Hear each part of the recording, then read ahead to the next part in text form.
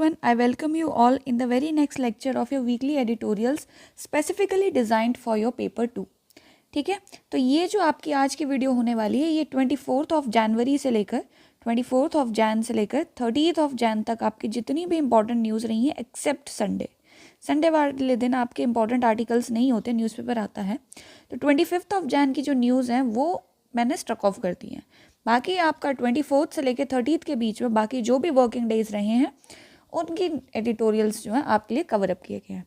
We have covered up both the newspapers, आपका the Hindu भी and the express भी, ठीक है, इंडियन एक्सप्रेस भी आपका है ना, ये दोनों चीज़ें इसमें कवर अप की जाती हैं। एक और पॉइंट इंपॉर्टेंट इसमें ये है कि जो न्यूज़ आपकी रिपीटेशन में होती है उसे I generally do not cover up, है ना, क्योंकि वो आर्टिकल्स जो होते हैं आपके बहुत सारे वो रिपीट होते रहते हैं और काफ़ी बार वो दोनों न्यूज़पेपर्स में भी रिपीट होते रहते हैं। एक और पॉइंट ये है कि कुछ छोटी छोटी न्यूज़ आपकी ऐसे एलिमेंट्स होते हैं जो कि रह जाते हैं, है ना, उन्हें हम डेली 1 घंटे में मतलब वीकली बेसिस पे 1 से 1.5 घंटे में नहीं कवर अप कर पाते रिवीजन के लिए, तो उसके लिए सॉल्यूशन ये है कि आपके लिए मंथली विजन वाला इनिशिएटिव लाया जाएगा। मंथली जो आपकी विजन की मैगजीन होती है, I will discuss that magazine, है ना, और दिसंबर की मैगजीन जो है आपके लिए सून लाई जाने वाली है, वो पब्लिश हो चुकी है, उसको हम फटाफट से कवर अप करेंगे यूट्यूब पर ही, है ना, ठीक है। तो इस तरीके से आपकी चीज़ें जो हैं पेपर 2 स्पेसिफिक करंट अफेयर्स देखे जा रहे हैं, है ना, और पेपर 2 के लिए इतना करवाया जा रहा है, ये आपका सफिशिएंट है, ठीक है। होपफुली आप लोग अब तक इस इनिशिएटिव को यूटिलाइज भी कर पा रहे होंगे प्रॉपर्ली। अगर आपको अपने एंड से कोई भी एडिशन देनी होती है या फिर लगता है कि मैम थोड़ा ऐसे कर दो, इस तरीके से शिफ्ट कर दो, तो please do comment in the comment section. Otherwise हमें कैसे पता चलेगा कि किस तरीके से चीज़ें फर्दर लेनी है ना। देखो, आज का जो आपका वीडियो रहने वाला है इसमें 2 टाइप के आर्टिकल्स हैं। इस वीक आपके आर्टिकल्स जो थे वो थोड़े से मिक्स्ड ब्लेंड में रहते हैं, हालांकि वो हर वीक रहते हैं, लेकिन इस वीक थोड़ा सा ये फ़र्क था कि फुली रीड करने के लिए भी 2 से 3 आर्टिकल्स आपके आए थे इंपॉर्टेंट, और कुछ 2 से 3 आर्टिकल्स ऐसे भी रहे हैं जिनमें से आपको सिर्फ केस स्टडी निकालना और बाकी का आर्टिकल सिंपली स्ट्रक ऑफ कर देना। उतना ज़्यादा इन्फॉर्मेशन ओवरलोड उनमें से लेने की ज़रूरत नहीं है ना। तो पहले मैं आपको वो आर्टिकल्स दिखाती हूँ जो कि आपके लिए एज अ केस स्टडी काम करने वाले हैं। देखो, सबसे फर्स्ट आर्टिकल इस चीज़ के रिगार्डिंग है आपका ये, Meghalaya's AI story is an template for inclusive tech. इसमें क्या है कि मेघालय जो है it is emerging as one of the hubs of AI development, है ना। मेघालय जो है वो आपका इमर्ज कर रहा है इस डायरेक्शन में, ठीक है। और इसमें इन्होंने 3 से 4 इंपॉर्टेंट पॉइंट्स बताए हैं मेघालय के डेवलपमेंट के रिगार्डिंग, कि यहाँ पर शिलोंग में जो है आपका, है ना, शिलोंग में आपकी रीजनल AI इम्पैक्ट कॉन्फ्रेंस हुई थी 2025 में, दिसंबर 2025 में। वहाँ पर मेघालय ने आपका इस तरीके से अपनी जो उनकी डेडिकेशन है टुवर्ड्स AI इंटीग्रेशन उसको रिप्रेजेंट किया कि उन्होंने सेंटर के बहुत सारे फंड्स को जो है अट्रैक्ट कर लिया, है ना।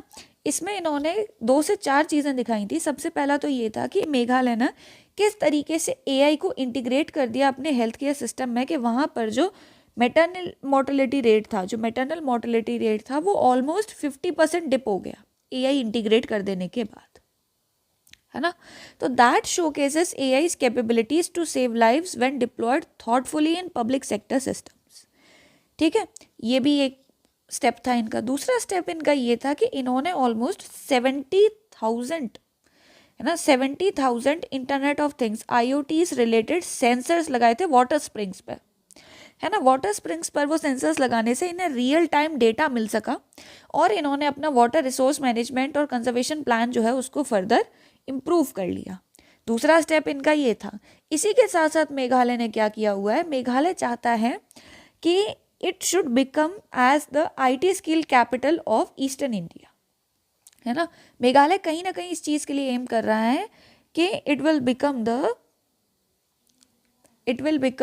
IT skill capital of eastern India through initiatives. क्या क्या इनिशिएटिव ये इस डायरेक्शन में लेने के प्लान में है? Shillong tech park, upcoming data and AI labs and AI centres of excellence, ठीक है।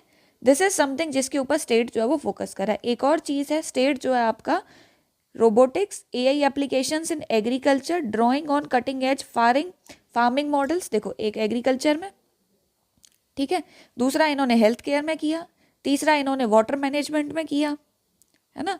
और इसी के साथ साथ इन्होंने क्या किया है, कुछ साइमल्टेनियसली लोकल लैंग्वेजेस को भी AI पावर्ड एप्लीकेशंस के थ्रू इंटीग्रेट किया है, ठीक है। तो ये कुछ ऐसे स्टेप्स थे जो कि मेघालय ने लिए हैं, जिससे कि सेंट्रल गवर्नमेंट जो है वो थोड़ी सी इम्प्रेस्ड है, और इसी के थ्रू मेघालय जो है काफ़ी सारे फंड्स जो है वो सिक्योर कर ले गया है। जैसे कि इन्होंने यहाँ पे बताया है कि एआई ने जो है मेघालय ने जो है almost 3 additional data and AI labs के लिए फंड जो है सेंटर से रिसीव कर लिया। कौन सी स्कीम के अंडर? आपका जो इंडिया एआई मिशन है ना, इंडिया एआई मिशन जो है आपका, ये मिशन बहुत सारे आपके जीपीयूज के लिए सब्सिडीज प्रोवाइड करवाता है, ठीक है, और भी मतलब एआई एजुकेशन प्रोग्राम्स हैं इसके अंडर, है ना, इंडिजिनस मॉडल्स बनाने के लिए, डीप टेक वेंचर्स के लिए फंड्स हैं, ठीक है, और अलग अलग डायरेक्शंस में थ्रू आउट द इंडिया जो है, जैसे कि आपका देखा जाए तो एग्रीकल्चर हो गया, क्लाइमेट चेंज हो गया, एजुकेशन हो गया, हेल्थ केयर हो गया, इन सभी डायरेक्शंस में एआई की एप्लीकेशन के लिए ये मिशन आपका फोकस्ड है। तो ये मिशन आपने पढ़ रखा है, इसी के बारे में यहाँ पर जो है मतलब इन्फॉर्मेशन दी हुई है, ठीक है। तो एक एक केस स्टडी आपको बस मेघालय का याद रखना है कि इन्होंने ये क्या 3 से 4 स्टेप्स लिए थे, जो कि मैंने आपको बता दिए, जिससे कि एआई इंटीग्रेशन जो है वो क्लियरली दिखा है ना, और वो पूरी कंट्री के लिए एक बहुत अच्छा मॉडल बन सकता है, ठीक है। इसी के साथ साथ गवर्नमेंट का एक और फोकस ये है कि गवर्नमेंट चाहती है कि कम से कम 1 मिलियन लोग जो हैं, है ना, अप्रॉक्सीमेटली 1 मिलियन लोग जो हैं आपके नॉर्थ ईस्ट से ट्रेन हो जाएं एआई स्किल्स में, क्योंकि usually people from north eastern states they migrate to other parts of the country in search of job. तो ये भी एआई रेडी होने चाहिए। तो इंडिया एआई का एक कंपोनेंट नॉर्थ ईस्ट के लिए है, और वो काफ़ी ज़्यादा एक्सपेक्टेड है कि जल्दी से जल्दी वो रोल आउट हो जाएगा। इतना ही इसमें था, बाकी आपको कुछ भी देखने की रिक्वायरमेंट नहीं है। इंडिया एआई मिशन क्या है, उसके अंडर क्या क्या चीज़ें आती है, सारी चीज़ें आप पढ़ चुके हो ऑलरेडी स्टैटिक पोर्शन में, है ना। तो बस ये एक मेघालय का केस स्टडी याद रखना है, ठीक है। दूसरा केस स्टडी है आपका बिगर स्कूल्स बेटर फ्यूचर्स। इसमें आपके जो एडिटर्स हैं वो कहते हैं कि हमें चाइना के एग्जाम्पल से, चाइना के केस स्टडी से सीखना चाहिए कि बड़े स्कूल्स जो होते हैं they always nurture better education, है ना। इसमें इन्होंने कहा है कि चाइना में इंडिया से ऑलमोस्ट, है ना, 1/3 नंबर ऑफ स्कूल्स हैं। इंडिया में जितने स्कूल्स हैं उससे ऑलमोस्ट 1/3 नंबर ऑफ स्कूल्स हैं इन चाइना। लेकिन चाइना में एजुकेशन जो है और जो उनकी वर्कफोर्स है, उसकी जो स्किल्स का लेवल है, that is much more than that of India, ठीक है। चाइना में 2 टाइप्स के स्कूल्स एग्जिस्ट कर रहे हैं। एक चाइना में 1 से लेके 9th क्लास तक स्कूल्स हैं, जिनमें अप्रॉक्सीमेटली 1200 स्टूडेंट्स हैं हर एक स्कूल में। दूसरा है केजी से लेकर आपका 12th क्लास तक के मॉडल्स, जिनमें अप्रॉक्सीमेटली 2800 स्टूडेंट्स हैं। लेकिन इंडिया में देखा जाए तो नंबर ऑफ स्कूल्स जो हैं वो चाइना से ऑलमोस्ट ट्रिपल हैं, लेकिन पर स्कूल में जो एनरोलमेंट है वो बहुत कम है। यानी कि इंडिया में बहुत सारे स्कूल्स हैं लेकिन छोटे छोटे, चाइना में कम स्कूल्स हैं लेकिन बड़े बड़े। अब बड़े स्कूल्स होने का फ़ायदा क्या है, बेसिकली उस चीज़ के बारे में यहाँ बात की गई है। और ऐसा नहीं है कि बड़े स्कूल्स जो हैं वो इंडिया के केस में काम नहीं करते, उसके रिगार्डिंग भी इन्होंने कुछ एग्जाम्पल्स बताए हैं। तो हम बस इन 2 चीज़ों को इस एक पर्टिकुलर आर्टिकल के थ्रू जान लेते हैं। देखो, इन्होंने कहा है कि बड़े स्कूल्स जो होते हैं आपके, है ना, वहाँ पर एक क्वालिटी एजुकेशन का एनवायरनमेंट प्रेजेंट होता है। ज़्यादा लोग प्रेजेंट होते हैं वहाँ पर, ज़्यादा स्टूडेंट्स होते हैं, ज़्यादा स्टूडेंट्स को संभालने के लिए ज़्यादा फैकल्टी प्रेजेंट होती है ना, फैसिलिटीज़ ज़्यादा प्रेजेंट होती हैं। आपने भी ये चीज़ देखी होगी कि छोटे स्कूल्स में सब कुछ प्रेजेंट नहीं है, बड़े स्कूल्स में सब कुछ प्रेजेंट है। ये हमने ऑब्जर्व भी किया। हम देखें यहाँ पे चाइना के एग्जाम्पल से, तो चाइना ने क्वालिटी, है ना, इंडिया ने मियर एनरोलमेंट पर फोकस किया ज़्यादा, और वो एनरोलमेंट ज़्यादा स्कूल्स बनाने से हुआ। चाइना ने एनरोलमेंट पर तो फोकस किया ही, लेकिन क्वालिटी को बहुत ही ज़्यादा स्ट्रेंथन किया। चाइना ने फर्स्ट चीज़ क्या की, स्पेशलाइज्ड स्टाफ रेडी किया, ठीक है। एक मिनट, मैं इसको छोटा कर देती हूँ यहाँ पर।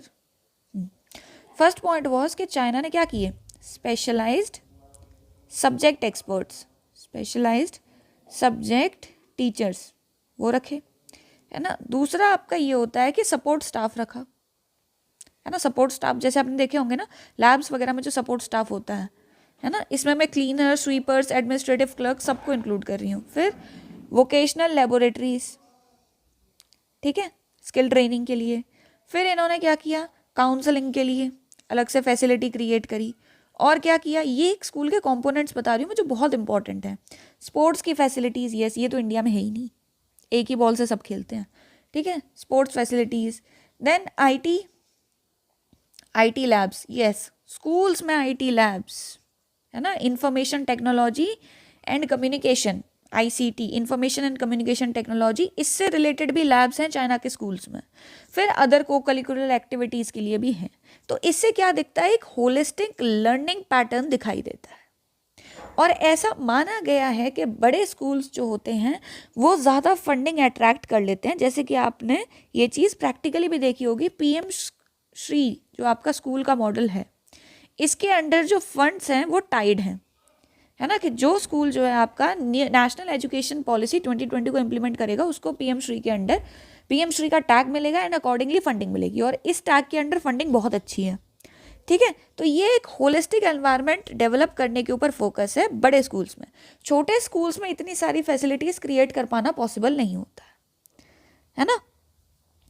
तो पहली बात तो इन्होंने यहाँ पे ये कही है कि ये बड़े स्कूल्स के बेनिफिट्स हैं। फिर इन्होंने इंडिया का कुछ थोड़ा सा जो फ्रेगमेंटेड कंडीशन है ना स्कूल्स की, उसको बताया है। इन्होंने यहाँ पे क्लियरली ये कहा है कि इंडिया में there are almost 5.6 lakh schools हैं इंडिया में, almost.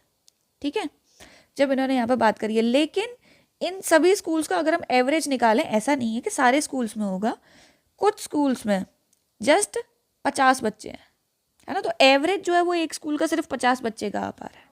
Very low, this is very very low, है ना। अगर किसी स्कूल में number of students he come enrol होंगे तो वो स्कूल सारी फैसिलिटीज़ क्रिएट करने के लिए फंडिंग कहाँ से लाएगा, बच्चों की फीस से ही तो फंडिंग होती है।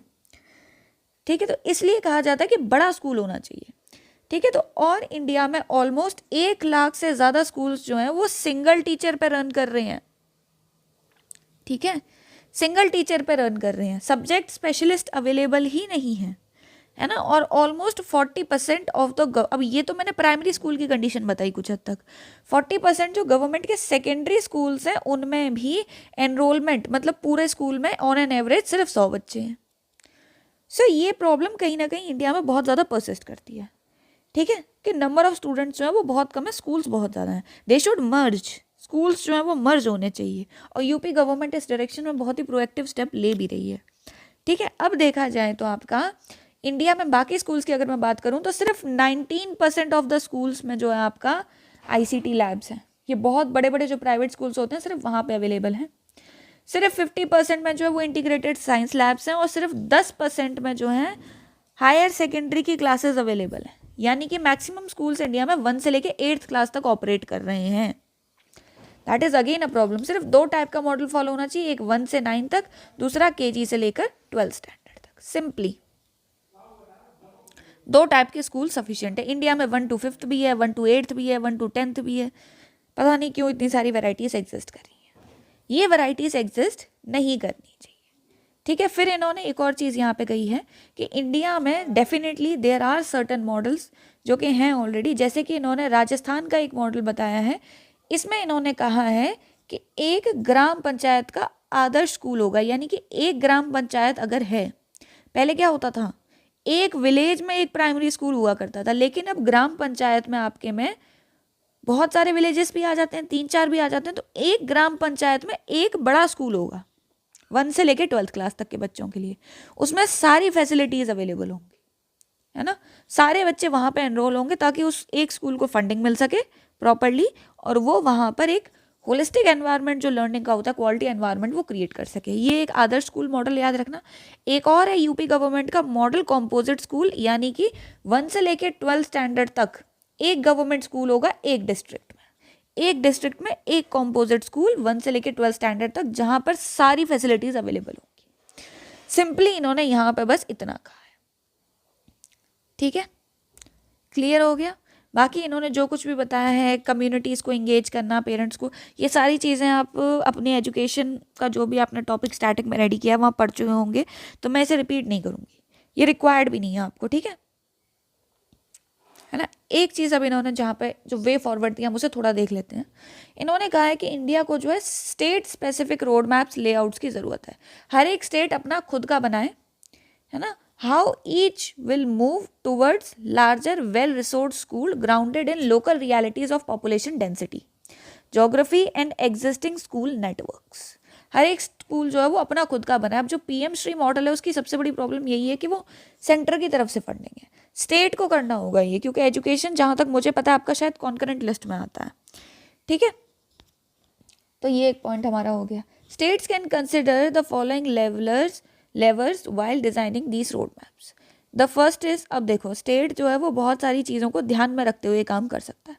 तो फर्स्ट पॉइंट इन्होंने यही कहा कि हर एक स्टेट जो है वो अपना खुद का मॉडल रेडी करे, डिपेंडिंग ऑन द नेटवर्क, कितना नेटवर्क उनके पास स्कूल्स का अवेलेबल है, कितना स्टाफ है ना, उस चीज़ पे। और कुछ चीज़ों का ध्यान रख सकता है कि एक तो थॉटफुल टीचर डिप्लॉयमेंट, ठीक है, ताकि हर एक क्लास के लिए कम से कम एक टीचर अलॉट हो पाए और हर एक सब्जेक्ट के लिए कम से कम एक टीचर हो। सेकेंड है कि लोकलाइज्ड प्लानिंग और डिसेंट्रलाइज्ड डिसीजन मेकिंग। थर्ड आता है कि ट्रांसपोर्ट सॉल्यूशन जो है वो स्टूडेंट्स के लिए। अब तक हमारी कंट्री में इतने ज़्यादा स्कूल्स क्यों बने थे? क्योंकि बच्चों के लिए ट्रांसपोर्ट फैसिलिटी की प्रॉब्लम थी। तो अब अगर हम पूरे डिस्ट्रिक्ट में एक ही कॉम्पोजिट स्कूल रखेंगे या पूरी ग्राम पंचायत में एक ही बड़ा स्कूल तैयार करेंगे, स्पेशली जो आपकी गर्ल चाइल्ड है उसके लिए ट्रांसपोर्ट फैसिलिटी अवेल होना बहुत ज़्यादा ज़रूरी है, ठीक है। तो ट्रांसपोर्ट फैसिलिटी का जो बर्डन है अगर वो पेरेंट्स के ऊपर शिफ्ट हो गया तो पेरेंट्स बहुत सारे ऐसे हैं जो अपने बच्चों को स्कूल नहीं भेजेंगे, और गर्ल्स के केस में तो ये और ही कम हो जाएगा फिर। तो ट्रांसपोर्ट मॉडल जो है वो सबसे पहले तैयार होना चाहिए। इसी के साथ साथ बहुत सारी इंफ्रास्ट्रक्चर रिलेटेड फैसिलिटीज़ होती हैं, स्पेशली अगेन फॉर गर्ल्स, जो कि स्कूल्स में अवेलेबल होनी चाहिए, है ना। जैसे अभी अभी आपका सुप्रीम कोर्ट ने जो है, ठीक है, मेंस्ट्रुअल हाइजीन को एक फंडामेंटल राइट डिक्लेयर किया, मेंस्ट्रुअल हेल्थ को, ठीक है। क्लियर हो गया ये यहाँ से। चलो आगे देखो, एक और पॉइंट यहाँ पे ये है, ये काफ़ी अच्छा आर्टिकल है। इन्होंने कहा है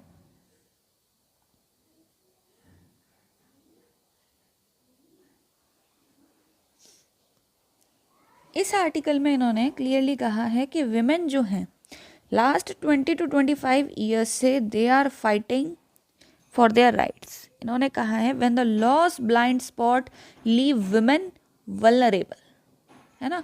बहुत सारे ब्लाइंड स्पॉट्स जो हैं हमारे लॉ में, कानून में एग्जिस्ट कर रहे हैं, they are leaving women vulnerable, ठीक है। इसमें उन्होंने कुछ ब्लाइंड स्पॉट्स की बात कही है। इन्होंने कहा है जब इन्होंने आर्टिकल पब्लिश किया था कि आज से करीब करीब 20 साल पहले इन्होंने बिल्किस बानो की बात कही है ना। बिल्किस बानो के बारे में इन्होंने बात कही है। इन्होंने क्लियरली मेंशन तो नहीं किया, बट आई थिंक ये उन्हीं को रेफर कर रहे हैं। Nobody could give justice to her, yes that is true, nobody could give justice to her. She was raped by 11 men and I think she was pregnant at that point of time. इतने heinous acts, इतने devastating acts are happening against women in our country, है ना। कोई उनके against strong कानून नहीं है, conviction rate is very poor, ठीक है। तो इसी के रिगार्डिंग इन्होंने बात कही है कि वो कौन से ब्लाइंड स्पॉट्स हैं जहाँ पर कि विमेन जो हैं प्रॉब्लम फेस करती हैं। First is marital rape exception. We all know this कि इंडियन पीनल कोड 1860 का, जिसे भारतीय न्याय संहिता में रिटेन कर लिया गया है, सेक्शन 63 को, the law continues to exempt non consensual sexual intercourse by a man with his wife from the definition of rape. मतलब क्या है इसमें, मुद्दा ये है कि सज़ा तो होगी अगर नॉन कंसेंशुअल सेक्सुअल इंटरकोर्स की बात आती है, लेकिन रेप के प्रोविजंस नहीं लगेंगे। यानी कि जो क्राइम हुआ है वो रेप के जैसा ही हुआ है, लेकिन जो पनिशमेंट है वो रेप जैसी नहीं है। That is the problem. This exception fundamentally negates women's consent within marriage by presuming irrevocable and perpetual sexual access, ठीक है। इसमें क्या होता है कि एक तो विमेन का जो अपना कंसेंट होता है ना, जो बॉडीली ऑटोनॉमी है, वो कहीं ना कहीं कॉम्प्रोमाइज हो जाती है। While women may seek civil remedies under the protection of women from domestic violence के अंडर कर सकती हैं, the denial of a criminal redress for rape entrenches a hierarchy in which marital status overrides bodily integrity. यही same बात इन्होंने बाकियों में भी कही है ना, कि हमारी कंट्री में मैरिज का बचना, ठीक है, मैरिटल स्टेटस जो होता है वो बहुत सारे केसेस में जो है ओवरराइड कर जाता है ओवर विमेन्स राइट्स। जो विमेन के राइट होने चाहिए उसको ओवरराइड कर जाता है, विमेन की बॉडीली ऑटोनॉमी, है ना, physical health, mental health, right to consent, ठीक है ना। ये राइट टू कंसेंट वाला पॉइंट होगा। ये कुछ ऐसे पॉइंट्स हैं, ठीक है, जो कि कहीं ना कहीं कॉम्प्रोमाइज हो रहे हैं। एक और इन्होंने ब्लाइंड स्पॉट की बात करी है, ठीक है, डिफरेंट मैरिटल एजेस, है ना। अब आपका जो चाइल्ड मैरिज एक्ट है 2006 का, उसने मेन के लिए एज रखी है 21, विमेन के लिए रखी है 18, और इस डिफ्रेंसिएशन का कोई साइंटिफिक बेसिस नहीं है, ये जस्ट ऐसे ही रखा हुआ है. If the objective is to prevent early marriage और ensure maturity, the same age should apply to all the genders. If the objective is to protect women, lowering their marriage age defeats that purpose. It legitimizes age gaps and reinforces dependency and curtailed education. A law that institutionalizes inequality at entry cannot claim to promote dignity, equality and meaningful consent. ये line याद रखना, ये बहुत अच्छी line है. एक ऐसा law जो कि कहीं ना कहीं एंट्री लेवल पर ही, मैरिज के मतलब बॉन्ड की एंट्री लेवल पर ही, इन्होंने बेसिकली बात यहाँ मैरिज और कंजुगल राइट्स की ही की है. पहला पॉइंट यही था कि यहाँ पे मैरिज को जो है प्रिजर्व करने की ज़्यादा बात कर दी गई है मैरिटल रेप एक्सेप्शन में. दूसरा इन्होंने कहा है कि मैरिज की एज ही जब दोनों के लिए अलग अलग है, जब एंट्री लेवल पर ही there is some sort of inequality, तो बाद में क्या ही डिग्निटी, इक्वालिटी और मीनिंगफुल कंसेंट बचेगा, है ना. ये भी इन्होंने कहा है. फिर आता है रिस्टिट्यूशन ऑफ कंजुगल राइट्स. देखो कंजुगल राइट्स इज समथिंग, इसमें क्या होता है कि अगर कोई भी कपल जो है वो अलग अलग रहने लग गए हैं, है ना, दो स्पाउस हैं वो दोनों अलग अलग रहने लग गए हैं, लेकिन अभी तक उन्होंने कोर्ट में ऐसा भी कोई रीजनेबल कॉज जो है इसके पीछे नहीं बताया. रीजनेबल कॉज की क्या डेफिनेशन है ये लॉ एंड ऑर्डर में दिया होगा या फिर कोर्ट ऐसे अपने अकॉर्डिंग इंटरप्रेट करता होगा. Here the thing is that कि ये जो रीजनेबल कॉज की बात इन्होंने यहाँ पे कही है, without proving a reasonable cause, codified under section 9 of the Hindu Marriage Act and section 22 of the Special Marriage Act, the remedy treats cohabitation in marriage as an enforceable duty rather than based on consent. यानी कि अगर किसी reasonable ground पर दो लोग अलग अलग नहीं रह रहे हैं तो दोनों में से कोई एक जो है वो दूसरे वाले को कोर्ट के थ्रू फोर्स कर सकता है कि वो फिर से उसी के साथ आके रहे, क्योंकि वो चाहता है कि वो उसके साथ आके रहे. दूसरे वाले का कंसेंट अगेन मैटर नहीं कर रहा है. अगेन जो मैरिज का स्टेटस है that again overrides the consent.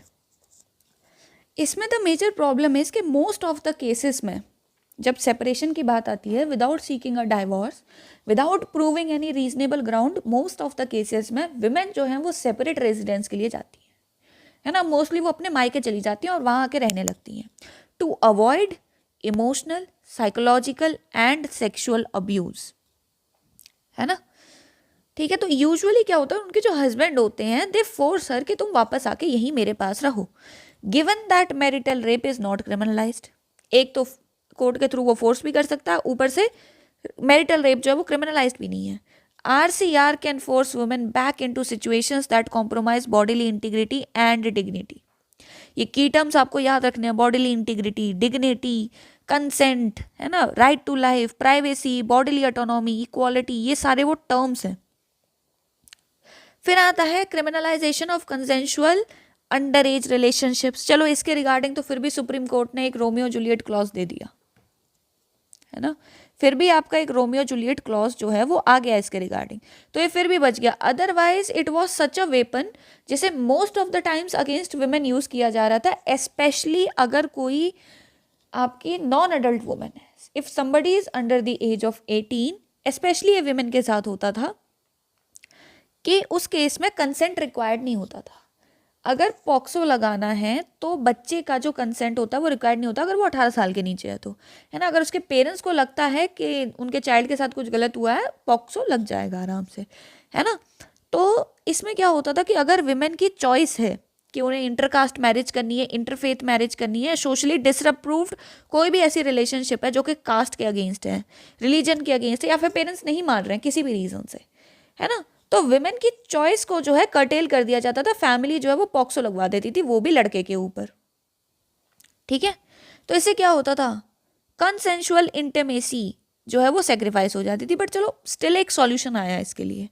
फिर आता है मैरिज अश्योरेंस. देखो दिस इज समथिंग जो कि विमेन के लिए मतलब है प्रोविजन, एक अच्छा प्रोविजन है ये प्रोविजन आपका कहता है कि अगर कोई किसी विमेन से फॉल्स प्रॉमिस करता है, if two people are in a relationship, एक लड़का है एक लड़की है, they are in a relationship and लड़का लड़की को प्रॉमिस करता है कि आई विल मैरी यू, है ना, and that is a false promise of marriage, जिसके नाम पर सेक्सुअल इंटरकोर्स जो है वो ऑब्टेन कर लेता है फ्रॉम दैट गर्ल, तो दैट इज क्रिमिनलाइज्ड। ये भारतीय न्याय संहिता ने आपने 2023 में जो है इसको क्रिमिनलाइज कर दिया था। ठीक है, बहुत अच्छा स्टेप था ये। लेकिन अब इसमें भी प्रॉब्लम ये है यहाँ पर कि जो कंसेंशुअल नॉन मैरिटल रिलेशनशिप्स होती हैं are thereby reframed as sites of deception और विक्टिमहुड। लेकिन इसमें प्रॉब्लम ही ये है आपकी कि अगर वो मैरिज के लिए फॉल्स प्रॉमिस करता है, तब अगर मैरिज का फॉल्स प्रॉमिस नहीं है तब भी सेक्सुअल इंटरकोर्स जो है वो एक रिलेशनशिप में ऑब्टेन कर लिया जाता है, देन उसके लिए क्या प्रोविजन है? उसके लिए कोई प्रोविजन एग्जिस्ट नहीं कर रहा है ना। रेप के चार्जेस लग नहीं सकते क्योंकि they are already in a relationship, तो कंसेंट लग जाएगा, है ना। तो कहीं ना कहीं प्रोटेक्शन के लिए enough laws are not there, India needs to upgrade itself. ठीक है, यही पॉइंट्स इन्होंने इसमें रखे थे। क्लियर हो गए ये 3 आर्टिकल आपको शॉर्ट में एकदम क्रिस्प तरीके से? ठीक है, आगे देखो।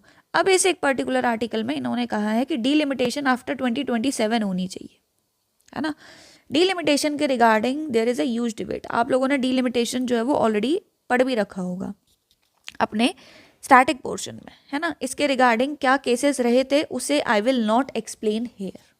रीज़न बीइंग, हमें जब हम न्यूज़पेपर में एडिटोरियल पढ़ते हैं, हमें जब ऑलरेडी पता है कि 1971 के सेंसस के अकॉर्डिंग चीज़ें ऑलरेडी जो है आपकी फ्रीज्ड हैं, ठीक है। 2001 में आपका फिर से सेंसस हुआ था लेकिन डीलिमिटेशन नहीं हुई थी, है ना। आज की डेट में द रियलिटीज आर डिफरेंट। ठीक है, इन्होंने यहाँ पे तो इन चीज़ों को I am not going to repeat. Reason being, ये चीज़ें आप ऑलरेडी पढ़ चुके हैं, है ना। ये चीज़ें आप ऑलरेडी पढ़ चुके हैं तो इसे आप भी स्किप कर सकते हैं इस एक आर्टिकल में से, and I am also skipping. Requirement नहीं है इसको रीरीड करने की। हमें डायरेक्टली आना है कुछ इंपॉर्टेंट पॉइंट्स पर, जैसे कि द कॉम्प्लेक्सिटी अराउंड नंबर्स। देखा जाए तो फर्टिलिटी रेट्स जो हैं across states were similar 1970s में, तो today they have sharply divorced. आज ये बहुत ज़्यादा डाइवर्ज कर चुके हैं। The southern states and western states achieved below replacement fertility through investment in education, health and women empowerment. Northern states जो आपके हैं उत्तर प्रदेश, बिहार, ये रिकॉर्डिंगली हाई पॉपुलेशन ग्रोथ अभी भी। If population alone determines representation, states that controlled growth will lose political weight while those did not will gain significantly. ठीक है, ये चीज़ हमें पहले से पता है, ये हम ऑलरेडी स्टैटिक में पढ़ चुके हैं। हमें बस ये देखना है कि डिफरेंस एग्जैक्टली आ कितना रहा है नंबर्स का। देखो, फर्स्ट थिंग इज कि एनएफएचएस की रिपोर्ट आपकी कहती है कि इंडिया में जो टीएफआर है वो 2.0 पे आ गया है ना। ये 2.0 के भी बिलो है 1.8 पर फॉर योर सदर्न स्टेट्स। ठीक है, सदर्न स्टेट्स के लिए। लेकिन अगर हम यूपी और बिहार जैसे स्टेट्स की अगर हम बात करें तो यहाँ पर क्या मैटर है? यहाँ पे मैटर ये है कि इट इज़ स्टिल अराउंड 2.3 और बिहार में तो इट इज़ स्टिल 2.5, तो it is again very high. यानी कि इनकी पॉपुलेशन अभी भी ग्रो कर रही है, अभी भी बढ़ रही है, अभी वो रुकी नहीं है ना। डिक्लाइन होना तो बहुत दूर है, अभी तो रुकी ही नहीं है, अभी भी वो ग्रो ही कर रही है। ठीक है, तो इसकी वजह से क्या होता है, according to delimitation projections, if seats were allocated purely by population in expanded Lok Sabha approximately 888 members, Uttar Pradesh would rise from 80 to 151 and Bihar from 40 to 82, just over 26% combined. Tamil Nadu के पास 53 सीट्स हैं 39, केरला के पास में 23. Though their absolute number rise share in the total Lok Sabha strength would fall from 7.2 to 6 and 3.7 to this. देखो, इन्होंने यहाँ पे क्या कहा है कि लोकसभा को जो है एक्सपेंड करने की बात की जा रही है ना। सेंसस के बाद आपकी डीलिमिटेशन की एक्सरसाइज होगी, ज़्यादा रिप्रेजेंटेशन की बात की जा रही है क्योंकि इंडिया की पॉपुलेशन बड़ी है ना। ठीक है, ये बात हमें क्लियर हो गई। लेकिन अगर हम बात करें एब्सोल्यूट नंबर्स में सीट्स की, तो लोकसभा में यूपी के लिए फिलहाल 80 सीट्स आर देयर, इनको हो जाएंगी करीब करीब 150 सीट्स, तो ऑलमोस्ट डबल मिल रही है यूपी को, क्योंकि पॉपुलेशन भी तो डबल की है ना। बिहार के लिए 40 थी, बिहार के लिए 82 हो रही हैं, अगेन डबल से भी ज़्यादा है इनका। तो यूपी के लिए जो सीट्स हैं उनमें 90% इंक्रीमेंट है और बिहार के लिए तो 100% से भी ज़्यादा है ना। और अगर आप देखें तो तमिलनाडु और केरला के लिए जो सीट्स हैं वो भी बढ़ेंगी, लेकिन जो परसेंटेज होती है, जो प्रोपोर्शन ऑफ रिप्रेजेंटेशन होता है ना, दैट विल गो डाउन। ठीक है। तो आपका तमिलनाडु के लिए इफ करेंटली इट इज 7.2% तो वो हो जाएगा 6%, और केरला के लिए अगर ये 3.7% है तो वो हो जाएगा 2.6%, है ना। तो काफ़ी बार ऐसा होगा कि जो आपका बिल पास करने के लिए जो सिंपल मेजॉरिटी चाहिए होती है, उस सिंपल मेजॉरिटी में इन स्टेट्स को इजीली बाईपास करके भी बिल पास हो जाएगा। तो यानी कि इनका जो येस और नो है वो तो फिर मैटर ही नहीं करता। That is the main problem, है ना, डीलिमिटेशन के प्रोसेस के अराउंड। तो इसके रिगार्डिंग इन्होंने अब सॉल्यूशंस क्या दिए हैं, हमें उस पर आना है। ये प्रॉब्लम तो हमें पहले से पता है, ये तो हम पिछले 2 साल से पढ़ रहे हैं। सॉल्यूशंस क्या है मेनली यहाँ पे देखो। फर्स्ट वन इज कि देयर आर 6 ऑप्शंस। इन्होंने अपने तरफ से 6 ऑप्शन दिए हैं। फर्स्ट है कि फ्रीज को जो है एक्सटेंड कर दो 2026 तक। फ्रीज लगा हुआ है आपका लोकसभा की सीट्स पे रिप्रेजेंटेशन के रिगार्डिंग, उसे एक्सटेंड किया जाए। रीडिस्ट्रीब्यूशन को एक्सटेंड किया जाए कब तक, जब तक इन दोनों स्टेट्स के जो फर्टिलिटी रेट्स हैं वो कन्वर्ज नहीं हो जाते, है ना। यानी कि अगर फर्टिलिटी रेट जो है वो 1.8 के अराउंड सदर्न स्टेट्स का और इधर ये 2.5 है, तो जब तक इन दोनों का जो है, अब देखो इनका फर्टिलिटी रेट डाउन जाएगा, इनका भी तो फर्दर डाउन जाएगा। तो अगर ये 1.5 पे है तो ये भी अराउंड 1.6 तक जब पहुंच ना जाए दोनों लगभग बराबर, तब तक ये फ्रीज ही रहे। यानी कि मान लो आने वाले 20-25 साल और ये फ्रीज ही रहेगा, ऐसा ये कह रहे हैं कि फ्रीज रखो, जो कि मुझे अपने एंड से थोड़ा सा वायबल सॉल्यूशन नहीं लगता है। रीज़न बीइंग ये है कि अगर एक डेमोक्रेसी में रिप्रेजेंटेशन ही डिनाई कर दी जाएगी तो फिर वो डेमोक्रेसी किस बात की, है ना। अब इन स्टेट्स में पॉपुलेशन ग्रो कर गई है, ठीक है, उसका सॉल्यूशन और रिप्रेजेंटेशन का सॉल्यूशन जो है वो अलग तरीके से दिया जाए, है ना। तो अल्टरनेट सॉल्यूशन इसका क्या हो सकता है? फ्रीज तो डिले करना मुझे मेरे एंड से सही नहीं लगता। सॉल्यूशन ये हो सकता है कि जो सदर्न स्टेट्स की जो रिप्रेजेंटेशन है उसको कंपलसरी किया जाए। यानी कि अगर कोई भी सिंपल मेजॉरिटी में वोटिंग हो रही है तो उसमें सदर्न स्टेट की वोटिंग का होना एक कंपलसरी प्रोविजन डाला जा सकता है, लेकिन उसके भी अपने कुछ प्रोज एंड कॉन्स बनेंगे, बट सॉल्यूशन लाई करता है कहीं ना कहीं, ठीक है। फिर इन्होंने एक और सॉल्यूशन यहाँ पे ये दिया है, सेकेंड, लोकसभा की सीट्स को जो है एक्सपेंड कर दो from 43 to this, ensuring that no state loses seats, some gain more, कुछ उल्टा गेन ही कर जाए, है ना। तो इन सीट्स को जो है एक्सपेंड किया जाए, है ना। अभी एक्सपेंड होगा या नहीं होगा इसके ऊपर भी कोई कंक्रीट बात निकल के नहीं आई है। थर्ड, इन्होंने कहा है कि वेटेड फॉर्मूला दिया जाए। ये एक अच्छा सॉल्यूशन है। देखो पहले 2 के मुकाबले 80% वेट जो है वो पॉपुलेशन को दे दो रिप्रेजेंटेशन में, 20% वेट जो है वो डेवलपमेंट इंडिकेटर्स को दे दो, हेल्थ, लिटरेसी और सस्टेन्ड फर्टिलिटी कंट्रोल, है ना। जैसे फाइनेंस कमीशन के केस में होता है ना, डेमोग्राफिक परफॉर्मेंस के लिए कुछ वेटेज है, वैसे ही यहाँ रिप्रेजेंटेशन में भी वेटेज मिल जाए। तो इससे क्या होगा, सदर्न स्टेट्स को जितना लॉस हो रहा है उतना नहीं होगा, लगभग बराबर सा रिप्रेजेंटेशन आ जाएगा, ठीक है। चौथा, इन्होंने ये कहा है कि राज्यसभा में सदर्न स्टेट्स की रिप्रेजेंटेशन उल्टा बढ़ा दी जाए।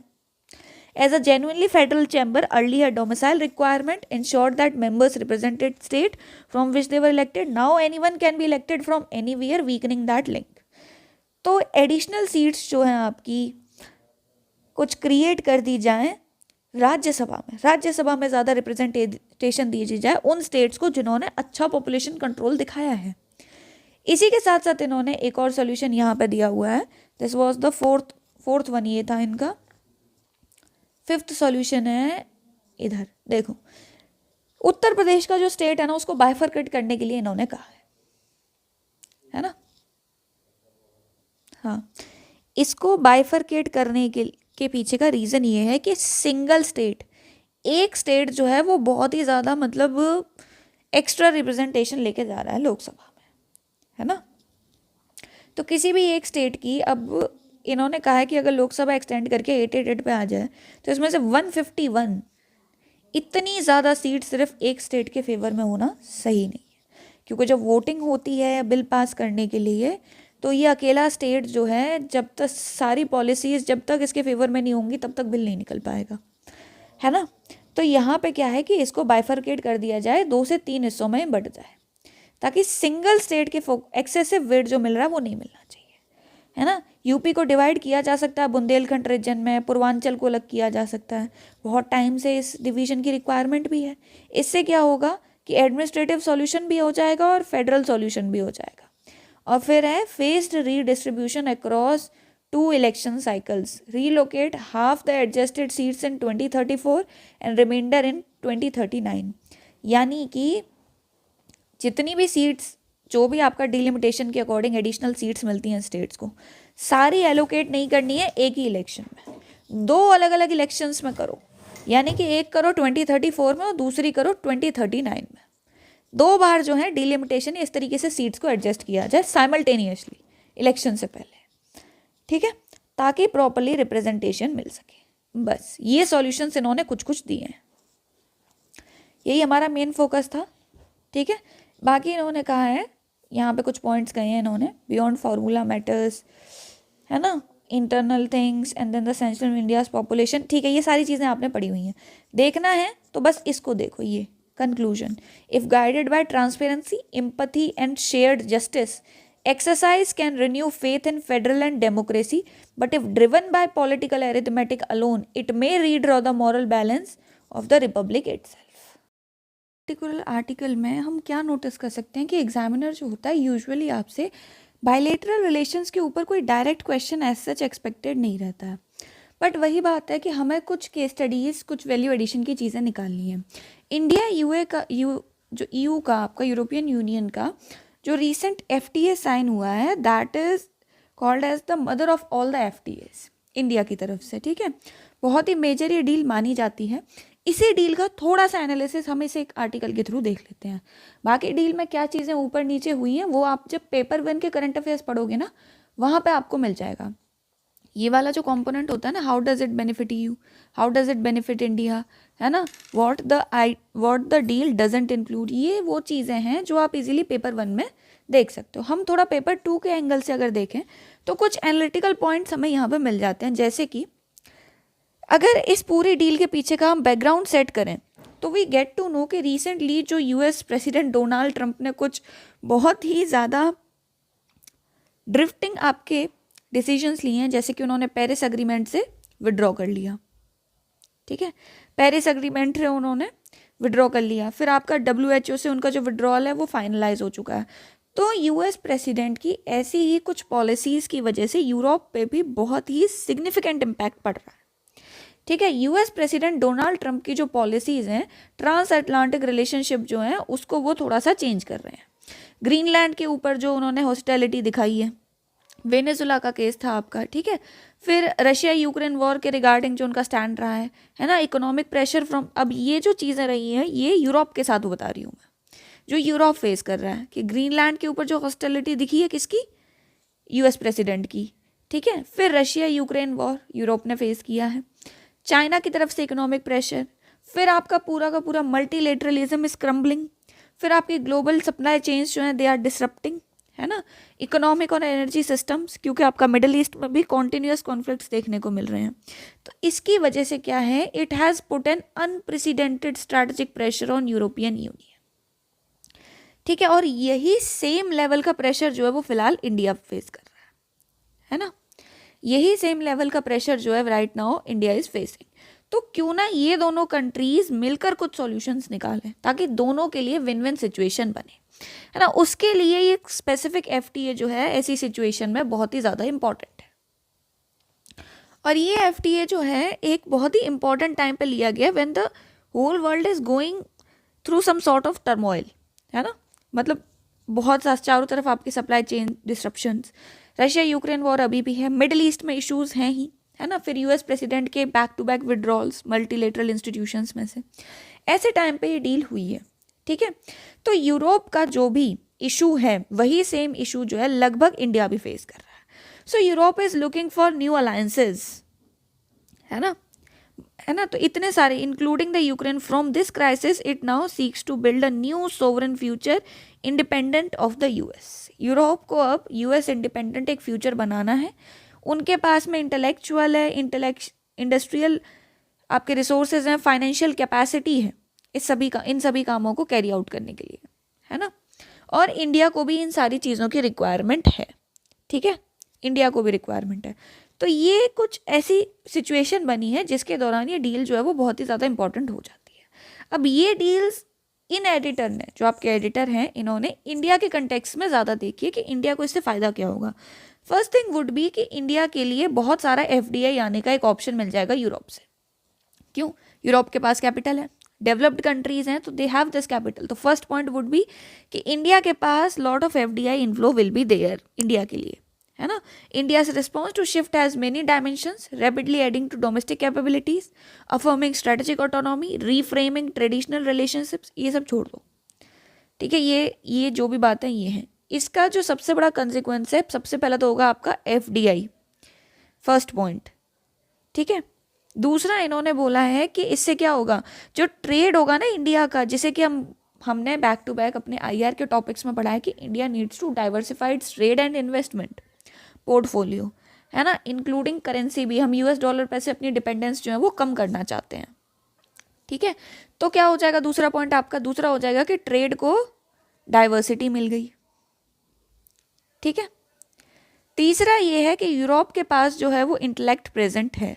Intellect in the sense US के पास वो स्किल्ड वर्क फोर्स है जो कि आज की AI एंड ऑटोमेशन की दुनिया में, मशीन लर्निंग की दुनिया में, है ना, इंडिया के लिए एक सिग्निफिकेंट लेसन बन सकती है। अगर इंडिया EU के साथ कोलैबोरेट करेगा तो both the EU and India they can harness the emerging technologies. तो technology determines power and leadership, but its use also shapes the character of our society and world. तो ये दोनों मिलकर क्या कर सकते हैं, they can gain self sufficiency in building blocks of digital age, artificial intelligence, semiconductor, पूरी की पूरी सप्लाई चेन भी ये लोग अपनी यहाँ से क्या कर सकते हैं, सिक्योर कर सकते हैं, दोनों ही, ठीक है। एक और बात इन्होंने, तो चौथा पॉइंट हमारा हो गया ये, ठीक है, AI वाला, है ना। ये देखो, इंडिया और EU के रिलेशनशिप्स की अगर बिल्डिंग ब्लॉक की बात यहाँ पे इन्होंने की है, तो 2 से 3 पॉइंट यहाँ पे इन्होंने रखे हैं कि हमारा जो है ना आपका फ्रांस है और जर्मनी है, इन दोनों कंट्रीज के साथ में हमारी हिस्टोरिकल डिफेंस टाइज आपने देखे हैं, जैसे फ्रांस से हमने राफेल लिए, ठीक है। इसी तरीके से जर्मनी के साथ भी हमारी डिफेंस डील्स हैं, है ना। Germany, a major economic partner, is developing stronger defence and strategic cooperation with India. Spain and Italy too are prioritising India, और नॉर्डिक कंट्रीज भी, है ना। तो attention is now turning to strategically important and dynamic east, ठीक है, इन्होंने यही कहा है। तो ये दोनों कंट्रीज जो हैं वो क्या कर सकती हैं मिलकर, they can secure a robust supply chain, they can work on the emerging domains of conflict, जैसे मैरीटाइम सिक्योरिटी हो गई, अंडर वाटर हो गया, स्पेस हो गया, साइबर सिक्योरिटी हो गई, है ना, कैपेसिटी बिल्डिंग हो गई डिजास्टर्स के अगेंस्ट, ग्लोबल रेगुलेशन हो गए, क्लाइमेट चेंज हो गया, है ना। ये जितने भी इमर्जिंग इशूज हैं थ्रू आउट द वर्ल्ड, इस पे Europe and India can work together, they can cooperate. किस किस टर्म्स में? यूरोप के पास फाइनेंसेस हैं, तो इंडिया के पास लेबर है ना, और दोनों मिलकर अपना जो टेक्निकल नो हाउ है उसे क्या कर सकते हैं, लेवरेज कर सकते हैं टेक्निकल नो हाउ को। तो ये 3 डायमेंशंस आपके जुड़ गए, ठीक है, ऐसे भी लिख सकते हो, है ना। फिर इन्होंने यहाँ पे कहा है कि ठीक है, देयर आर सर्टन चैलेंजेस जो कि दोनों ही कंट्रीज जो है फेस कर रही हैं, जैसे कि EU का जो क्लोज कनेक्शन है विद चाइना, है ना, और रशिया और इंडिया की फ्रेंडशिप, क्योंकि रशिया यूक्रेन वॉर है, यूरोपियन यूनियन रशिया के अगेंस्ट है एंड इंडिया का ये क्लोज फ्रेंड है ना। तो ये कुछ ऐसे डायमेंशंस हैं जो कि स्टिल एज अ चैलेंज रहेंगे, है ना। India's relations with Russia, Europe's relations with China cast a shadow of concern. The two sides have clashed in multilateral forums and on political and human rights issue पे भी, है ना। Negative public perception and narrative on both sides impose constraints. Yes, Europe की जो जनता है, Russia की जनता है, European union में जितनी भी उनके सिटीजन्स हैं, ठीक है, वो इंडियंस को उतना क्रेडिबल और काम का नहीं मानते हैं। इंडियंस की जो इमेज है regarding their civic sense and other things वो उतनी अच्छी नहीं है यूरोपियन यूनियन में, ठीक है। अफ्रीका के लोग इंडिया के लोगों को बेहतर मानते हैं, लेकिन यूरोपियन यूनियन के नहीं मानते, ठीक है। तो ये जो पब्लिक परसेप्शन है ऑन बोथ द साइड्स वो भी एक कंस्ट्रेंट बनता है। There is a need for continuous engagement and greater mutual sensitivity and respect, collaboration over censor, dialogue over, ये कट हो गया यहाँ से, ठीक है। तो ये आपका हो गया, इतना क्लियर है, ठीक है। इतना ही था इस एक आर्टिकल में, इन्होंने इतना लंबा लिखा हुआ है बट बहुत ज़्यादा कुछ बड़ी बातें इसमें नहीं थी, और हमें बस इतना ही जानना है वैल्यू एडिशन के लिए, क्योंकि आपका ऐसे बायलेटरल डील पे ना कभी भी क्वेश्चन आता नहीं है ना। डिलिमिटेशन वाला हम ऑलरेडी कर चुके हैं, ठीक है। अब एक और आपका ये आर्टिकल बचा है, ये वाला आर्टिकल है आपका cyber crime and a global governance crisis, ठीक है। नाम से ही पता लग रहा है कि cyber crimes, rising number of cyber crimes, ठीक है। तो एनसीआरपी की रिपोर्ट जो होती है वो आपने स्टैटिक पोर्शन में पढ़ी होगी, है ना। तो नीचे मुझे कमेंट सेक्शन में बताना है कि एनसीआरबी की रिपोर्ट के अकॉर्डिंग 2022 से लेके अब तक एनुअल राइज कितना % देखने को मिल रहा है साइबर क्राइम्स में, अगर हम इंडिया स्पेसिफिक केस में ही देखें, और इंडिया की ग्लोबल लेवल पे व्हाट इज द पोजीशन, है ना, साइबर सिक्योरिटी को लेके और साइबर क्राइम्स को लेके, साइबर अटैक्स को लेकर भी, है ना। ये आपने नीचे कमेंट सेक्शन में बताना, और ये पढ़ा होगा आपने स्टैटिक पोर्शन में, बहुत ही इंपॉर्टेंट डेटा है ये।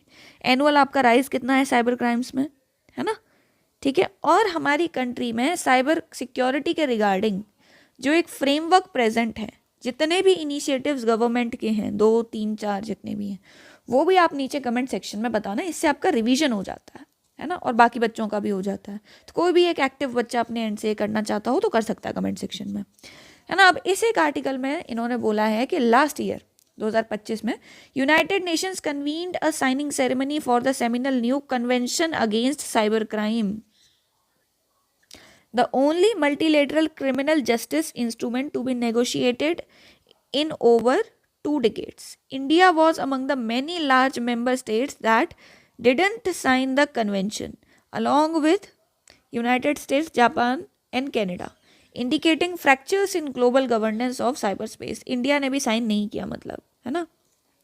The only multilateral criminal justice instrument to be negotiated in over 2 decades. India was among the many large member states that didn't sign the convention. इन्होंने कन्वेंशन साइन नहीं किया, and that shows a big fracture. इन्होंने यहाँ पे, अच्छा ये ऐसे terms होते हैं ना, बिग फ्रैक्चर, है ना, a mortar that binds these 2 things, ये कुछ कीवर्ड्स होते हैं जिन्हें आप अपने ऐसे में यूज़ किया करो, ठीक है। थोड़ा पोइट्री टाइप का सा ये लगता है।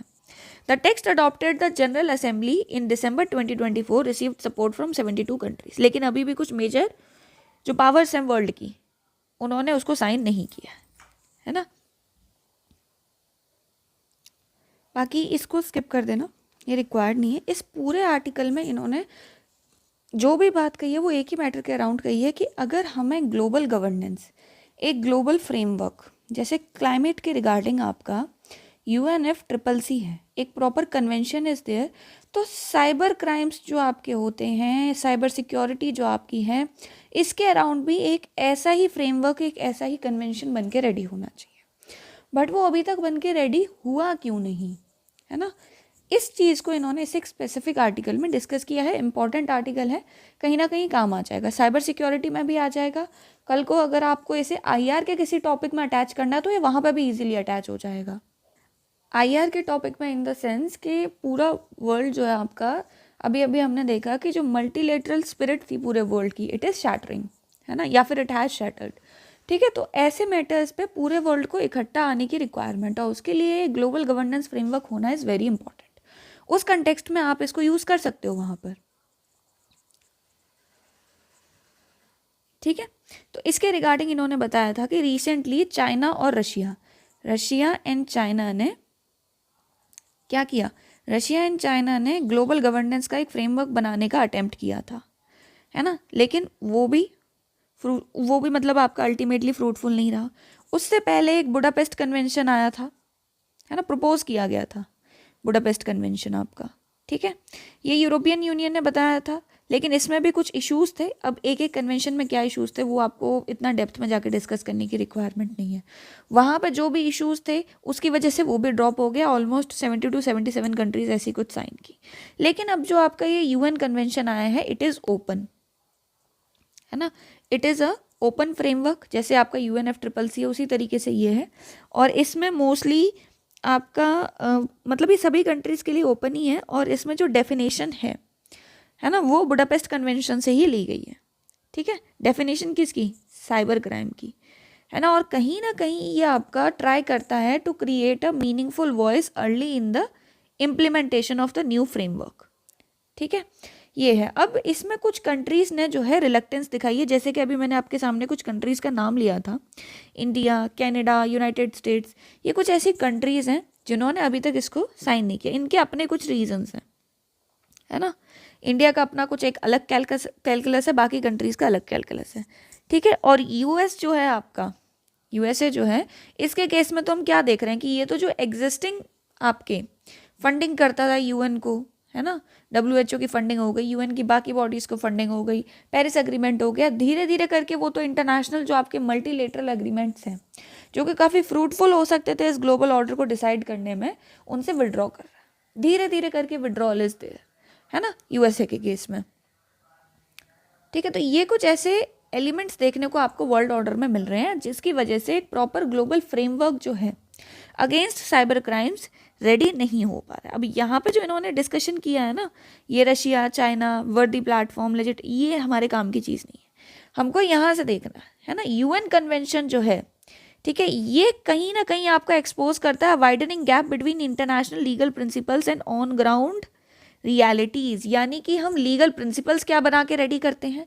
और फिर ऑन ग्राउंड वो एग्जीक्यूट कैसे होते हैं। ये तो हम क्लाइमेट के केस में भी देख ही रहे हैं ना, कितना क्लाइमेट फाइनेंस आपको प्रॉमिस किया जा रहा है और कितना एक्चुअल में वो इम्प्लीमेंट हो पा रहा है ना। फर्स्ट पॉइंट तो यही है कि ग्राउंड रियलिटीज़ जो हैं, जो डिसाइड किया है, और जो इम्प्लीमेंट किया है, उसके बीच का गैप जो है वो एक्सपोज होता है जब भी कभी ऐसा कोई कन्वेंशन आता है और जब वो साइन नहीं होता। तो the definition of cybercrime in the convention is not precise enough to limit it to areas of consensus. Instead, it allows signatories to stretch the scope of criminal offenses potentially to the detriment of human rights. ये देखो, जो definition है वो इतनी broad और वेग दी गई है साइबर क्राइम की कि उसका पोटेंशियल मिसयूज हो सकता है। और कौन कर सकता है? स्टेट ही कर सकता है, ठीक है। जो कंट्रीज इस कन्वेंशन को साइन करेंगी उन्हीं की तरफ से, है ना, सिटीजन्स का जो डेटा है साइबर सिक्योरिटी के नाम पर लिया जाएगा, मिसयूज हो सकता है, पोटेंशियल थ्रेट्स हो सकते हैं। किस किस को हो सकते हैं वो पोटेंशियल थ्रेट्स आपके? यही इन्होंने यहाँ पे बताया है कि जर्नलिस्ट के अगेंस्ट हो सकता है ना। किसी जर्नलिस्ट ने कोई भी ऐसी बात कही जो कि स्टेट के अगेंस्ट गई, उसको साइबर क्राइम डिक्लेयर कर दिया जाएगा। क्यों? क्योंकि डेफिनेशन ही इतनी ब्रॉड है। एक्टिविस्ट आपके हो गए, पॉलिटिकल ओपोनेंट्स हो गए ऑफ द ऑथोरिटेरियन लीडर्स, ठीक है, इनके अगेंस्ट पोटेंशियल मिसयूज है। तो एक तो ग्राउंड रियलिटी कुछ और है, दूसरा डेफिनेशन ठीक नहीं है।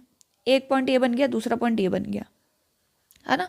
Third point, standard procedural safeguard such as the need for judicial review in criminal law, ये अवेलेबल ही नहीं है इसमें, है ना। थर्ड पॉइंट ये हो गया कि judicial review should be there. Consensus on principles masks a large divergence in practice, ठीक है। जितनी भी कंट्रीज आपकी थ्रू आउट द वर्ल्ड है, ईयू का अपना एक अलग एआई एक्ट है ना। इंडिया ने क्या किया है? इंडिया ने अभी अभी water marking of AI generated content on social media, ये अपना खुद का रेडी किया है, ठीक है। तो इसमें डाइवर्जेंस ये है कि जो ईयू का एआई कंटेंट है उसमें जो डिक्लेरेशन करेगा किसी भी कंटेंट को हार्मफुल है, कम हार्मफुल है, 5 to 6 लेवल्स है ना ईयू के एआई एक्ट में, तो वो काम करेगा वहाँ पे स्टेट। तो स्टेट बन रहा है रेगुलेटर। लेकिन जो इंडिया का एआई लॉ है वाटर मार्किंग वाला, इसको वाटर मार्किंग करेगा कौन? जो आपके सोशल मीडिया प्लेटफॉर्म्स हैं, है ना। यानी कि सरकार अभी भी सिटीजन के डेटा को कंट्रोल करे, रेगुलेट करे, उतना लेवल पे एक्सटेंड नहीं कर रही है फिलहाल। इंडिया के केस में दिस इज द केस, ठीक है। लेकिन आपका ईयू के साथ द केस इज डिफरेंस। तो यहाँ से हमें ये पता चलता है कि एक तरफ स्टेट कंट्रोल करने की कोशिश कर रहा है, दूसरी तरफ इंडिया जैसी कंट्री में जो लोग कंटेंट को सोशल मीडिया पे लाते हैं वही रेगुलेट करेंगे। तो डाइवर्जेंस इज देयर, कंसेंसस बन नहीं पा रहा है, इसलिए एक ग्लोबल जो गवर्नेंस फ्रेमवर्क आपका बनना चाहिए साइबर क्राइम्स के अगेंस्ट, वो बन के रेडी नहीं हो पा रहा। It anchors on the universally accepted principle of user safety, but the draft rules envision a potential mandate that social media companies carry labels that cover 10% of the body of an AI generated content and exceptionally prescriptive means of implementing an accepted principle, ठीक है। Exceptionally prescriptive means, इनका यहाँ पे मानना ये है, इन्होंने कहा है कि जो ईयू वाला मॉडल है ना, या फिर जो बाकी कंट्रीज़ का रशिया, चाइना कर रहे थे, इनके साथ द केसेस कि वो काफ़ी ज़्यादा ग्राउंड रियलिटी पे दिखेगा, क्योंकि स्टेट रेगुलेट करेगा, स्टेट कंट्रोल करेगा। तो जो आपका डेटा है जो जा रहा है ना साइबर वर्ल्ड में, वो बेटर रेगुलेटेड होगा। इंडिया वाला जो है उन्हें ये बोल रहे हैं कि ये ज़्यादा प्रेस्क्रिप्टिव है ना, प्रेस्क्रिप्शन के फॉर्म में ज़्यादा जा रहा है, जो आपके इंटरमीडियरीज होते हैं, सोशल मीडिया प्लेटफॉर्म्स होते हैं, वो कितना ऑनेस्टली और कितनी इंटीग्रिटी के साथ इस काम को करेंगे, इसकी कोई गारंटी नहीं है ना। इसी के साथ साथ इन्होंने एक और चीज़ यहाँ पे बताई है थ्रू आउट द वर्ल्ड, जो कि हम बहुत टाइम से पढ़ते आ रहे हैं इन चीज़ों को, जैसे कि आपका यूएस का विड्रॉल यूएन से, यूनाइटेड नेशन सिक्योरिटी काउंसिल का क्लियर कट फेलियर है यूक्रेन और गाजा के वॉर के केस में, है ना। फिर आपका WTO का जो डिस्प्यूट सेटलमेंट होता है ना, जो आजकल टैरिफ वॉर चल रखा है आपका इतना, यूएस की तरफ से टैरिफ इम्पोज्ड है, दूसरी कंट्रीज से काउंटर टैरिफ्स आर देयर, तो उससे WTO भी एक क्लियर फेलियर में दिखाई दिया। The emerging global order relegates multilateralism to high-level principles and depends on smaller plurilateral और bilateral groups for consensus on operating clauses. हो क्या ना, ग्लोबल लेवल पे जो आपके प्रिंसिपल्स बना के रेडी किए जा रहे हैं, जो लीगल प्रिंसिपल्स बन रहे हैं, वो मल्टीलेटरल लेवल के बन रहे हैं, ठीक है। लेकिन जब बात आती है आपकी कि एग्जीक्यूट करना है, इम्प्लीमेंट करना है, तो वहाँ पे छोटी छोटी रीजनल ग्रुपिंग्स जो हैं ये अपने खुद के क्लॉजेस बना के उन्हें इम्प्लीमेंट कर रही हैं, है ना।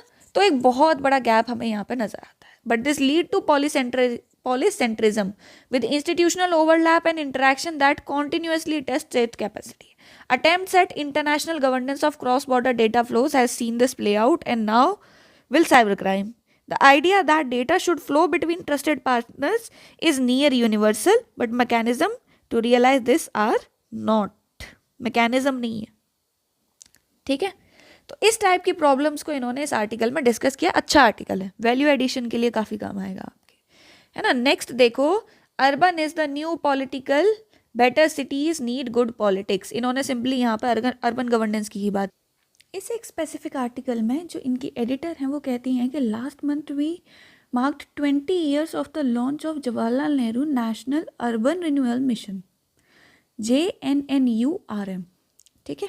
ये एक आपका बहुत बड़ा अर्बन मिशन था जो कि 20 साल पहले लॉन्च हुआ था, वे बैक इन 2005 में, आपका 2005-2006 के अराउंड, है ना। उस टाइम पे ये आपका लॉन्च हुआ था, and last month we marked its 20 years।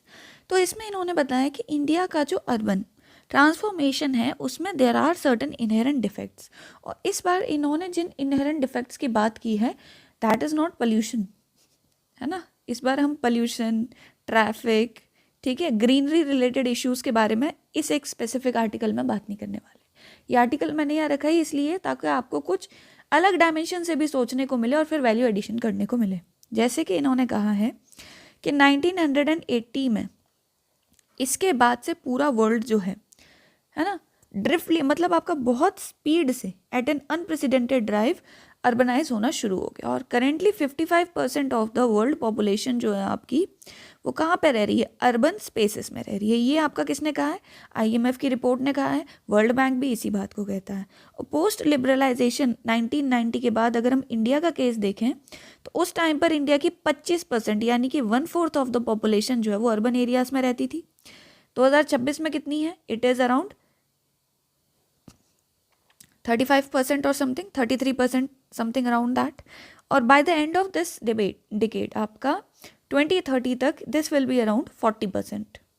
ये एक बेसिक डेटा आपको सबसे पहले याद रखना है कि पॉपुलेशन रहेगी कितनी, है ना। तो ये जो है एक शिफ्ट दिखाता है आपका किससे, गांधीयन फिलॉसफी से। गांधी जी ने कहा था India lives in the villages, ठीक है, India lives in her villages. अभी उससे क्या कर रहा है, एकदम कॉन्ट्रास्टिंग हो रहा है ना। और अर्बनाइजेशन को कितना सीरियसली लिया गया था आफ्टर 1990 ये पता चलता है कि कब 2005 में आपका JNNURM लॉन्च हुआ, 2015 में अमृत मिशन आया, 2015 में ये आपका स्मार्ट सिटीज मिशन आया, है ना। तो वो आपका एक कंसर्न भी दिखाता है इस डायरेक्शन में, मतलब क्या इंपॉर्टेंस जो अर्बनाइजेशन होल्ड करती है आज की डेट में, ठीक है।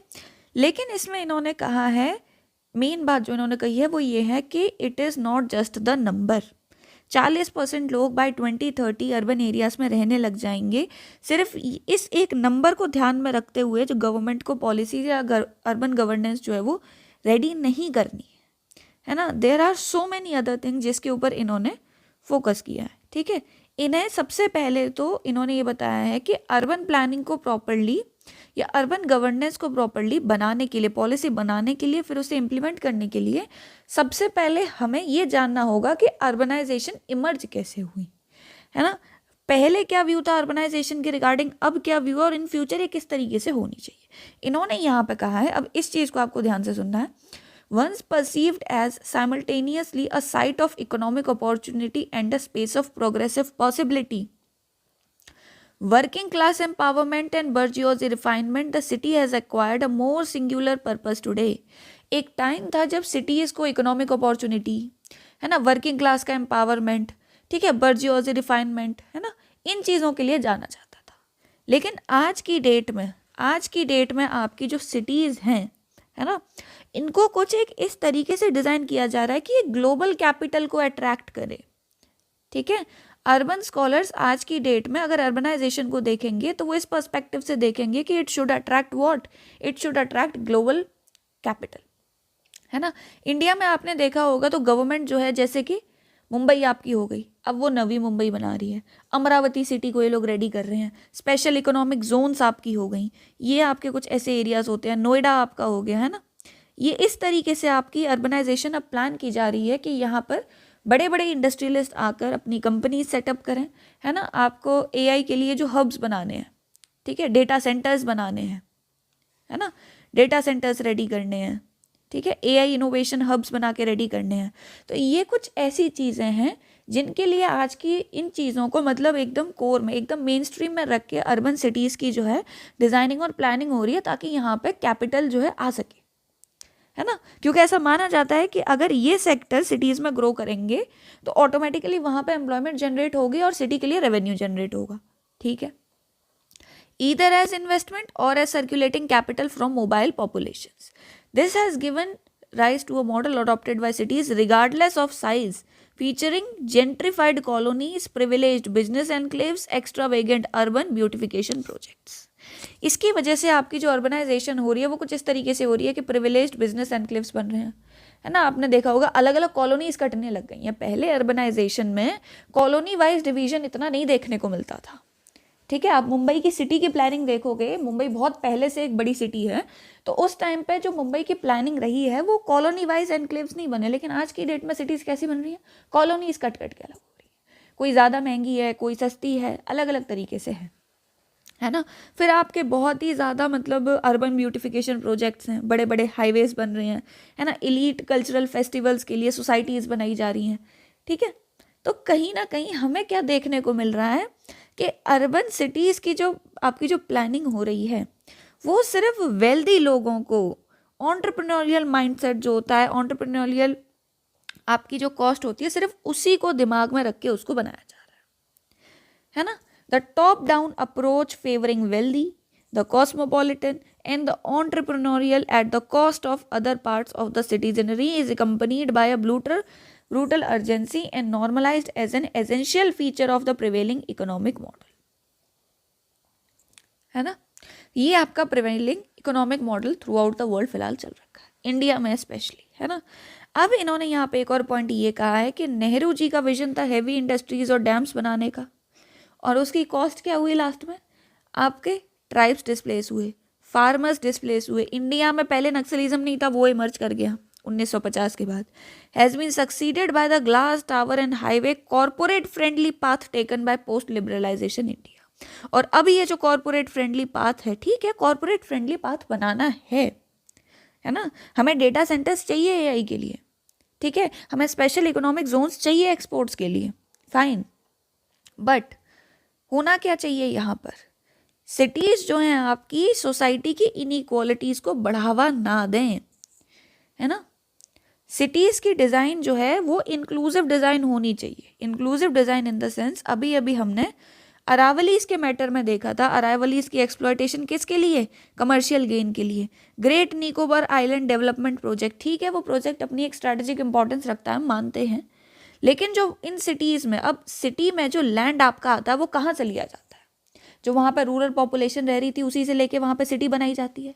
तो वो जो रूरल पॉपुलेशन वहाँ रह रही थी उनकी लाइफ का क्या, है ना। जो इंडिजिनस पॉपुलेशन थी, व्हाट अबाउट देम, वो डिस्प्लेस हुए वहाँ से, है ना। उनका जो स्किल सेट का लेवल है वो सिटी का जो इकोनॉमिक स्ट्रक्चर है, सिटी में जो जॉब्स अवेलेबल हैं उनके अकॉर्डिंग नहीं है। तो उनके लैंड पर, उनके इकोनॉमिक जो एग्रीकल्चरल लैंड था वहाँ पर सिटी बनाई गई और उन्हीं को एक्सक्लूड कर दिया गया। तो सिटीज़ का जो फ्यूचर मॉडल होना चाहिए, it should be something like, जिसमें कि ग्रेट निकोबार आइलैंड प्रोजेक्ट अगर बन रहा है तो वो वहाँ के ट्राइब्स का ध्यान रखे। अरावली इसके अगेन अगर अराउंड आपकी कमर्शियल एक्टिविटीज़ हो रही हैं तो जो इकोलॉजिकल इंपॉर्टेंस है दैट शुड बी सस्टेन्ड, है ना। फिर आपके जो गिग वर्कर्स का रिसेंटली एंडेंजरमेंट हमने देखने को मिला, आपको गिग वर्कर्स की जो एक्सप्लॉयटेशन देखने को मिली आपकी। गिग वर्कर्स यूजुअली कौन है?